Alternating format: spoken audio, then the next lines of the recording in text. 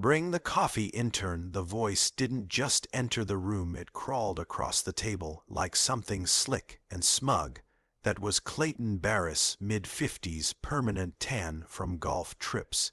He called business development, and a grin that thought power was the same thing as intelligence. I was holding porcelain cup steady, not because I was calm, but because I'd learned that rage can be useful if you leash it. The coffee trembled slightly, not from fear, but from restraint. I placed it down carefully right on the coaster, slow, deliberate, like diffusing a device. I'm setting it here, Mr. Barris, I said, my voice flat, clean, obedient. He waved without looking at me. Sit in the back. Adults are talking, and try not to breathe too loud. I walked past the expensive leather chairs, the kind that cost more than my first car, and took my seat on a folding metal chair against the wall. The spectator seat, the place where you put furniture, not people. Let me clarify something before this goes any further. I was not an intern. I was a 39-year-old American man with an MBA and a last nerve that had been rubbed raw years ago. But to Clayton and the men around that table, I was just Luke from operations, the guy who fetched reports, poured caffeine, and absorbed disrespect without comment. Clay cleared his throat. The sound reminded me of a clogged drain fighting for its life. All right, let's get through this. Q. 3 numbers look ugly, but you have to spend money to make money. Aspen was necessary for morale. I wrote in my notebook, Aspen retreat, 140,000 return, 0. Greg from finance tried to push back. Warehouse in Ohio is falling apart, and we're missing targets. Clay laughed, that wet, dismissive laugh of a man who had never worried about rent. Greg, you're staring at the weeds. I'm seeing the whole garden. Then he called for a vote. Retroactive executive bonuses. Hands went up instantly like trained animals responding to a bell. I watched them, the sweat on Clay's forehead, the way the others avoided the red numbers glowing on the screen. Men who'd once been hired by my father, men who had promised loyalty. My father built this company, 1 truck in the late 70s. Real work, real risk. He died 2 years ago. Clay had been brought in to modernize. Instead, he treated the place like a private ATM. He caught me staring and winked, actually winked. Don't worry, kid, maybe next year we upgrade the coffee machine. This stuff is lukewarm. I wrote another note. Remove chairman who mistakes majority owner for furniture. Because here's what Clay didn't know. The controlling shares weren't in his trust. They weren't in the board's pocket. They were sitting quietly inside a holding company. And that company belonged to me. I wasn't sitting in that chair to take notes. I was there to count mistakes, every trance, or every lie, every dollar that moved where it shouldn't. Clay announced the meeting was adjourned. He had a tea time. They filed out, laughing, cologne and entitlement hanging in the air. I stayed seated. When the room emptied, one man remained. Arthur, old school, quiet. Your dad would have thrown him through a wall. Arthur said. I nodded. I'm not my dad. He looked at me again, really looked. No, you're not. As I picked up the empty cups, I told him softly, don't sell your shares yet. Why, he asked. Because the price is about to move up or down. Depends who's holding the hammer. I stepped into the hallway, the boardroom doors closing behind me like a vault. And that was the moment I stopped being the guy who brought coffee and became the guy who brought consequences. Next part is where the intern stays late after everyone leaves and finds the email that was never meant to be read. The office at night feels like a different country. Same desks, same walls, but the noise drains out and leaves only truth behind. Daytime is theater people walking fast with empty folders, phones ringing just to prove they exist. But after 8, the building exhales, the lights hum, the air conditioner rattles like an old smoker. Cubicles stretch into shadows, and suddenly you can hear your own thoughts. That's when I work best. I sat at my desk between the copier and the restroom prime real estate. If you enjoy ozone and cheap air freshener, I wasn't logged in as Luke from operations. That profile was clean, harmless, invisible from the lining of my backpack. I pulled a small USB stick, cheap plastic promotional junk. Inside it was a boot drive, and 6 months of preparation. I plugged it in, restarted, bypassed the smiling stock photo login screen straight into raw command lines. Clay was lazy. That was his real weakness. He hid things by boring people to death, buried theft inside documents so dry they could mummify a camel. I opened the board archive, quarterly expenses, consulting fees. There it was, Apex Advisory, 45,000. Then 60, then 32, same name, over and over, different line items, always just low enough to avoid attention. I'd already looked them up. Apex Advisory was a mailbox in Delaware next to a vape shop and a payday lender. The listed CEO was a 28-year-old kid whose social media showed more jet skis than spreadsheets. My jaw tightened. It wasn't just stealing, it was disrespect. I remembered the funeral rain soaking into my suit, Clay crying at the podium like he deserved an Oscar, calling my father a visionary. A week before Dad died, he'd pulled me into his study, smelled like old books and pipe tobacco. He looked smaller than I'd ever seen him. They're coming for it, son. They think quiet means weak. He handed me a binder, original incorporation papers. Read Clause 14. And don't move until you're sure back in the office. I opened that scan. Clause 14 wasn't flashy, just dense legal language, but it translated clean. If the chairman commits documented negligence, any shareholder with over 15% can call an emergency meeting. No board approval required. Clay thought the board protected him. He forgot the shareholders. I toggled back to Clay's email drafts folder. Subject: Project Liquid. I opened it. Sell the fleet, lease it back, cash injection, paid as performance bonus before the quarterly report. My stomach dropped. This wasn't trimming fat, this was burning the house for the insurance. 400 drivers gone. I saved everything, printed invoices, emails, transfer logs. Slid them into the red folder at the bottom drawer, the one I'd labeled invoices. At 9:45. The cleaning crew would be coming. I logged out, wiped the keyboard, pulled the drive. As I headed for the elevator, my phone buzzed. New agenda item. Added restructuring logistics division. He was moving fast. Good. Elevator doors closed. My reflection stared back. Calm face, hammer heart. I needed allies, I needed time, and I needed Clay. Confident. The next morning smelled like burnt bagels and copier toner. I was unjamming a printer when my phone vibrated. Transfer complete. 3% voting rights acquired. I didn't smile. I didn't breathe deeper. I just kept working. The trick isn't grabbing power, it's moving it without being seen. The shares sat in a foreign trust. If I moved them all at once, alarms would scream. So I fractured them. 3 new companies, boring names, believable names. Sunrise Logistics, Ohio Freight Group, Kramer and Associates. Random investors, market noise. Clay's ego would explain it as excitement over his leadership. Sharon from Clay's office leaned over my cubicle. He wants the updated numbers, and he's mad about his dry cleaning. It's in his inbox. Dry cleaning is at reception. She blinked, then nodded. I typed a command. 2 million. Moved another block. Secured. I walked the papers into Clay's office.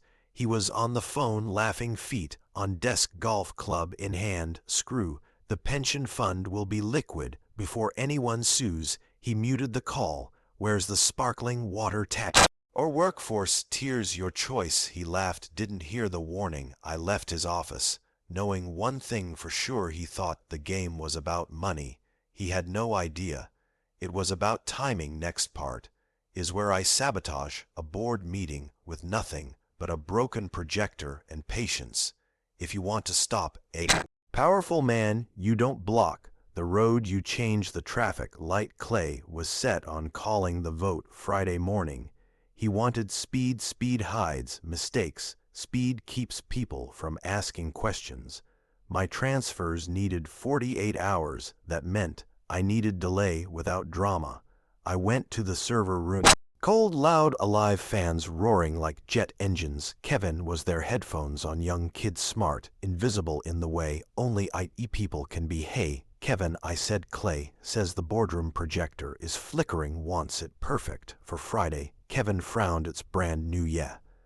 But you know him. If it glitches, he'll lose his mind. Better pull it for maintenance. Kevin shrugged. If I pull it, I need a replacement part. Won't be here till Monday. I smiled. Perfect. Was it sabotage? Absolutely. Was it petty? Without question.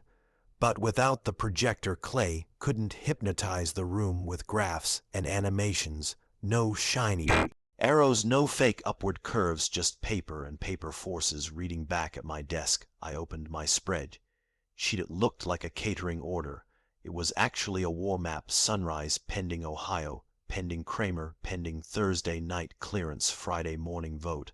I was riding a unicycle in front of a freight train, but trains don't turn well. Clay shouted from his office. Where's my damn sparkling water coming, sir? I called. Sweet as poison. That night, the annual Stakeholder Gala lit up the downtown hotel. Ice sculptures, jazz covers of pop songs, shrimp cocktails that cost more than groceries. I wasn't a guest.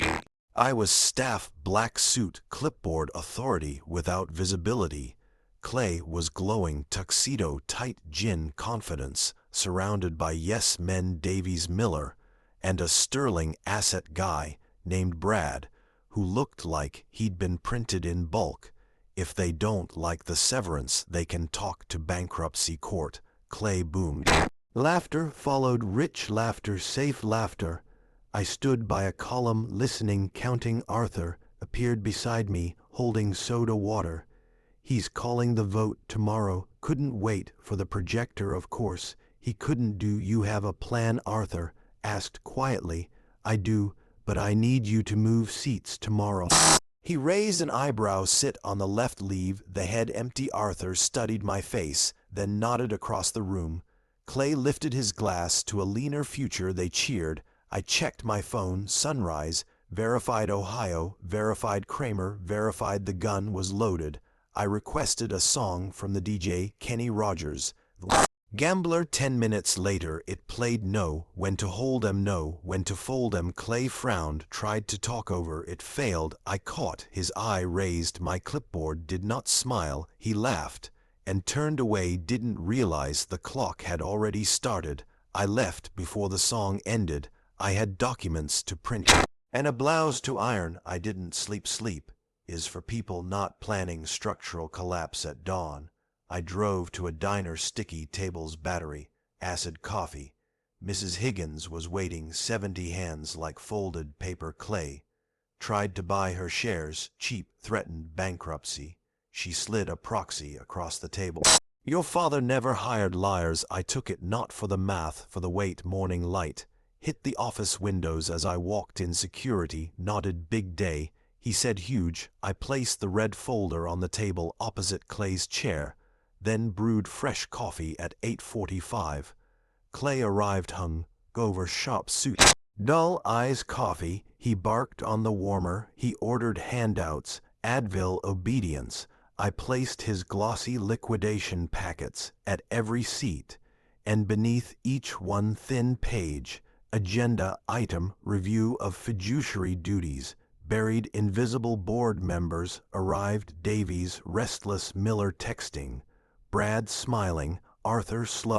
Arthur sat on the left head seat, stayed empty. Clay scowled, but didn't question it. He stood, launched into his speech. Asset light, Strategic realignment. Arthur interrupted fire sale. They argued. Clay thought he had votes. He always does right before he loses. I stood at the far end holding coffee. Invisible until I wasn't. Next part is where the intern speaks up, and the room finally understands who owns the table. Clay was mid-sentence when I stepped forward. The coffee pot touched the table softly. The sound carried point of order. I said. The room froze like a skipped record. Clay turned slowly. Confused, annoyed, amused. Luke, what are you doing? This is a board meeting. Refill the water and step out. Point of order, Mr. Barris. I repeated. Calm, steady laughter bubbled at the far end. Davies smirked. Miller didn't look up. You don't have a point of order. Clay said you have a job security, he added, reaching for the phone. I slid the red folder onto the table. It traveled clean and straight, stopped in front of him. I wouldn't do that, I said. He stared at the folder, didn't open it. What is this? That is a notarized declaration of proxy voting rights, representing 56% of outstanding shares. Silence hit the room heavy, violent. Brad from Sterling leaned forward. What? Clay opened the folder, hands shaking just enough to notice. Read. Clay Holdings, Sunrise Logistics, Ohio Freight, Kramer and Associates. Who are these entities? He snapped. Mine. I said. Controlled by me, along with Arthur and Mrs. Higgins. Arthur smiled, slow, certain. I believe he has the floor now. Clay's face drained, color fleeing like rats. This is fraud. You can't. Your operations. I'm the founder's son, I said, and the majority shareholder, and per clause 14 of the bylaws, I am invoking an emergency shareholder session. Davy stood. This is irregular. Sit down, Bob, I said, or we review your consulting invoices. Bob sat. Clay laughed, thin, brittle. Luke, listen, you're emotional. High, fine. It's as complicated. I stepped closer, close enough to smell mint and fear. I'm not emotional. I'm prepared. I took the chair at the head of the table, the one he'd been standing beside. He didn't stop me. Item 1, I said, opening the folder. Termination of Clayton Barris for cause. The room shifted. No longer a meeting, a trial. Clay backed toward the wall. This is a witch hunt. Legal is here, I said. The door opened. Sarah walked in, briefcase heavy, eyes sharp. She placed filings on the table. SEC submitted this morning. Clay pointed at me. He doesn't know how to run this place. Let's review how you did, I said. Page 1. 300,000 to Blue Wave Meteor registered agent. Your ex-wife murmurs. Page 2. Private flights, Cabo passenger, listed as lifestyle consultant. Arthur laughed loud. Page 3. Liquidation, emails project. Liquid. Greg looked up. Clay didn't negotiate the fuel hedge. No, Greg said. I did. Clay stared at him. Traitor, it's over. Clay, I said, vote with me. No severance, no lawsuit, or side with him. And we sue everyone, receipts included. Davies paled. Miller nodded fast. Clay screamed, vote now. Careful, I said. Motion to remove Clay Barris as chairman and CEO, effective immediately. Second. Arthur. All in favor. Hands rose, one by one, even. Brad. Unanimous. Clay sagged. Security, I said. Mike entered. Calm. Escort, Mr. Barris. One box, no electronics. Clay hissed threats. None landed. He left the door closed. Sit, I told the board. New rules. No sale, no bonuses. Greg is CFO. They nodded hard. I wiped water from my father's portrait glass, cleared outside.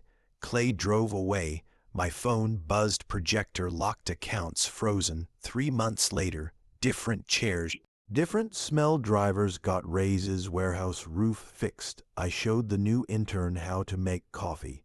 If someone treats you like furniture, take notes. I sat in my father's chair, not quite fitting yet. Posted an update. The rat is gone. The ship floats. Coffee machine upgraded. Next part is the fallout when Power settles, and the boy who brought coffee learns what leadership actually costs. Power doesn't explode, it seeps. The morning after Clay left the building felt wrong, too quiet, like a city after a storm. When everyone is counting losses, I arrived before sunrise, not because I had to, because sleep had stopped negotiating with me. The guard nodded. Different now, not lower, just different. The office smelled cleaner, not nicer, cleaner, like bleach after blood.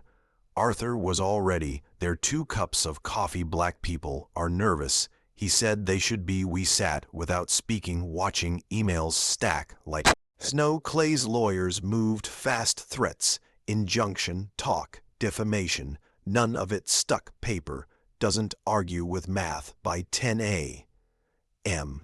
the unions wanted meetings by noon. The press wanted statements by 1. The bank wanted reassurance.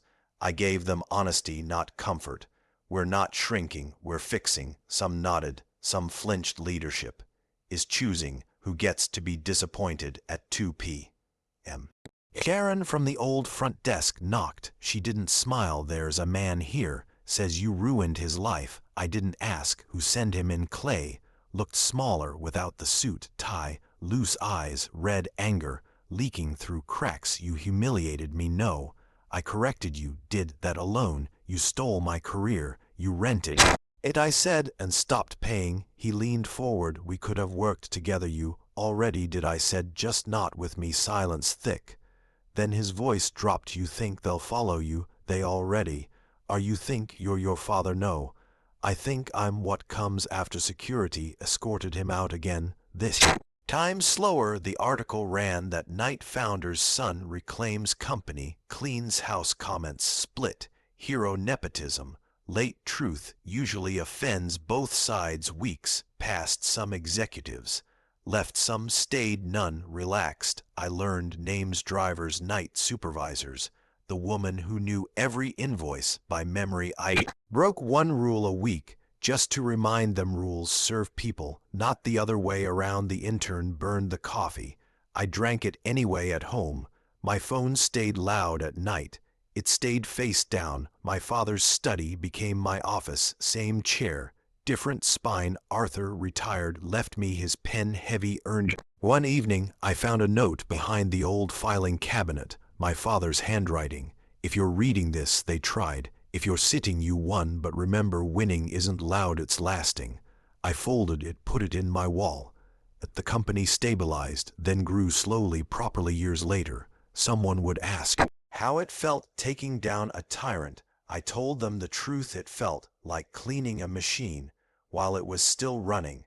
I still make my own coffee, still sit in the room after everyone leaves, because power doesn't belong to the loud, it belongs to the patient. The story isn't over, because leadership isn't an ending, it's a debt that comes due every single morning. Debt doesn't knock, it waits. 3 months into the turnaround, the first bill came due, not in dollars, in names. The Ohio warehouse supervisor called at 5:12 in the morning. Roof fixed. Morale, not. He wasn't complaining, he was reporting that mattered. I drove out there myself. No press, no assistants, just a rental sedan that smelled like plastic and old coffee. The floor was alive. Forklifts chirping, radios buzzing, work happening. People stopped when they saw me, not because they recognized my face, because strangers don't belong where work is. Honest, I introduced myself not as CEO, as Luke. A woman named Teresa shook my hand hard. You're the coffee guy, used to be good. You listened. She showed me the break room, microwave, dead vending machine that stole change. We don't need speeches, she said, we need parts on time. I wrote it down, not to be seen. To remember that night, I approved a purchase order without committee review. First rule broken on purpose. 2 weeks later, delivery times dropped. Morale followed. That's when the second bill arrived. The board wanted polish, new branding, a slogan. I said no. We fix engines, not mirrors. They didn't like it. They learned. The third bill came quietly, an anonymous complaint, hostile environment, Clay's shadow, still warm investigation. interviews no shortcuts. I sat in every one, didn't delegate discomfort. A junior analyst cried, said she'd been ignored, before heard. Now I apologized, not legally, humanly, policy. Change training funded. An executive asked if this made us look weak. I told him only to bull. He resigned a week later. The fourth bill was personal. A driver named Miguel died on Route 80. Ice bad luck kids. I attended the funeral. No cameras, no speech. His wife didn't know who I was until someone told her. She hugged me anyway. That's when it clicked. Leadership isn't control, it's proximity. After that I stopped hiding behind calendars. I showed up, sometimes late, sometimes wrong. I learned when to shut up, which took longer at night. I still sat alone in the boardroom, lights off, city breathing. Outside the glass, I looked at the empty chair, Clay's chair.